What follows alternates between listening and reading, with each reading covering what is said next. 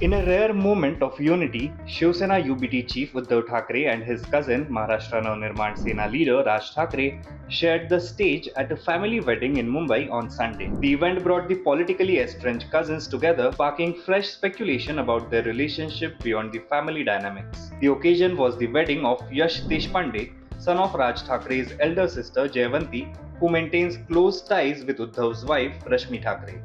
The two leaders, accompanied by their families, stood side by side, radiating an unexpected warmth at the ceremony held in Dadar. This reunion comes amidst whispers of a potential patch-up in their strained relationship, especially after their recent electoral setbacks. Over the last week, Uddhav and Raj Thackeray have reportedly met twice for family events, fueling discussions about whether the once feuding Thackerays might be closing the rift between them. The big question now: could this newfound camaraderie extend into the political arena? Will Shiv Sena UBT and MNS forge an alliance? When Sanjay Raut, a close confidant of Uddhav Thackeray, was asked about this possibility, his response left many wondering about the future of Maharashtra's political landscape.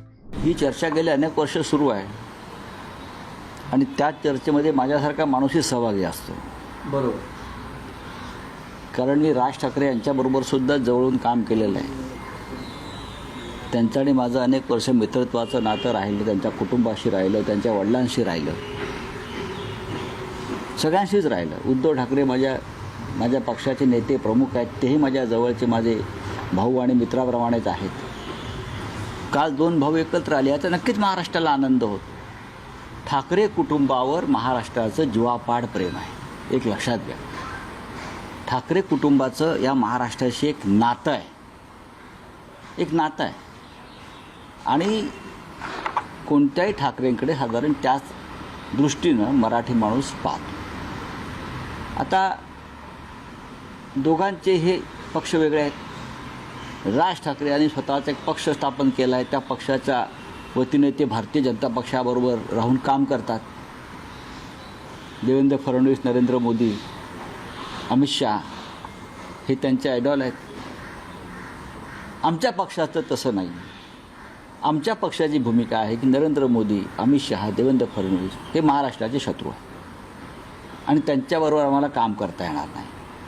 Maharashtra लुटण्यात, Mumbai लुटण्यामध्ये, Marathi माणसावर अन्याय करण्यामध्ये, शिवसेना फोडण्यामध्ये या तिघांचं फार मोठा सहभाग आहे.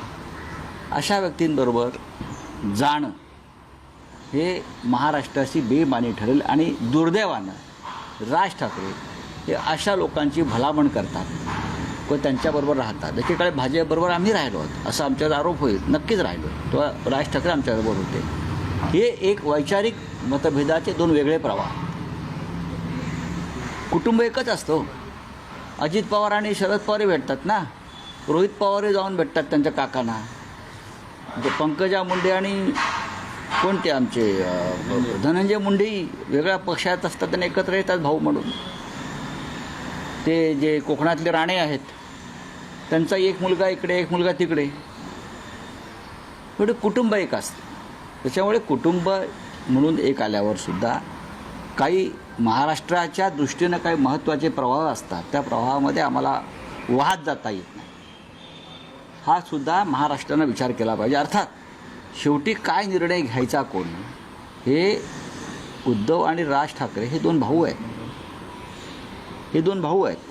हा निर्णय त्यांनी घ्यायचा आहे आणि त्याने घेतलेला निर्णय मला माहिती आहे की महाराष्ट्र मान्य करेल. नाही, पण राऊतसाहेब, नजीकच्या काळात उद्धव ठाकरे, राज ठाकरे हे राजकीय व्यासपीठावर युती म्हणून एकत्र दिसू शकतात का, किंवा तसे काही प्रयत्न होऊ शकतात का? कोण प्रयत्न करणार?